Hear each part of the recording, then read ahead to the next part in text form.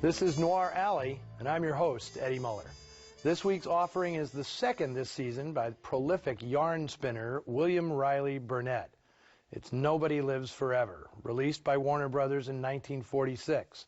From the dawn of talking pictures, Burnett had the Midas touch, cranking out novels and stories that were essentially camera-ready, including such big hits as Little Caesar, Beast of the City, and Dark Command. His Western novel, St. Johnson, about the shootout at the OK Corral, would be adapted for the screen 3 times during the 1930s. A few weeks back, we showed High Sierra from 1941, another Burnett crime caper that became a landmark in Hollywood history. As I mentioned then, Burnett's wordsmithing made him a wealthy man during the Depression, but his high living, on a sideline breeding racing dogs, eventually bankrupted him by the start of the 40s. That's when Burnett hunkered down and really went to work, churning out novels, adapting other writers' books as screenplays, like Graham Greene's A Gun for Sale, and creating original treatments for movies. Sometimes he pulled off a spectacular parlay, as was the case with today's film. Warner's paid him to create an original story for a picture to star Humphrey Bogart.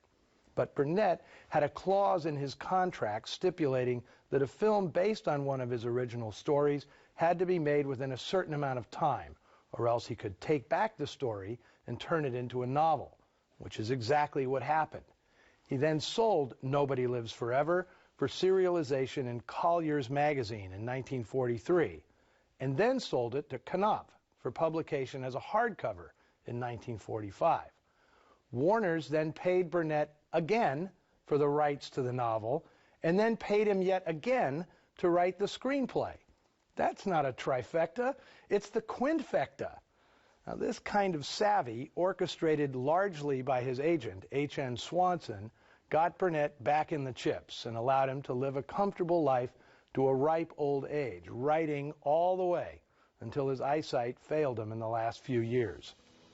When Nobody Lives Forever finally went before the cameras in 1944, Bogart was unavailable. Production was beginning on The Big Sleep. But his fill-in was no come-down. John Garfield was hot as a pistol when this film was released in 1946, because earlier that year, The Postman Always Rings Twice had hit theaters, and his steamy on-screen chemistry with Lana Turner created one of the big box office hits of the year.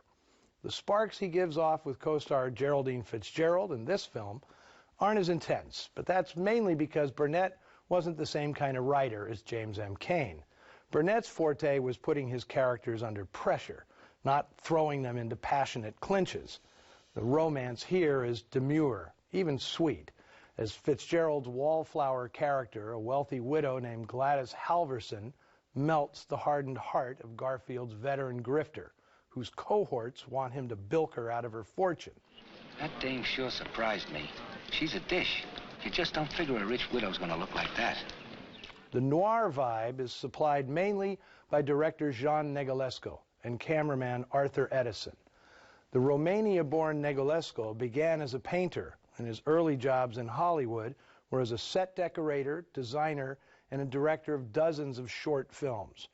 His breakthrough to features was scheduled to be The Maltese Falcon, but at the last minute, he was replaced by another up-and-comer making his directing debut, John Huston. Negulesco finally directed his first major feature in 1943, The Mask of Demetrios, in which he showed the flair for atmospheric art direction and mysterious mood that would become a stylistic trademark. After making Nobody Lives Forever, he'd immediately re-team with John Garfield and Joan Crawford for the noir-stained Humoresque, one of the most stylish musical melodramas ever made in Hollywood. The supporting cast here includes such familiar faces as Walter Brennan, a bit hard to believe him as a crook, George Tobias, Richard Gaines, James Flavin, and Richard Erdman in a nice bit as the hotel bellboy. Faye Emerson, the daughter-in-law of then-President Franklin Delano Roosevelt, takes a nice turn as a not-too-fatal femme fatale. As the villain of the piece, accomplished British-born stage actor George Coulouris, once a member of the famed Mercury Theatre Company, has a field day chewing up anything on the set that isn't nailed down. You know what you're doing, playing with toys like a kid. The biggest thing that ever happened to us is right around the corner, and you sit there cutting out paper horses.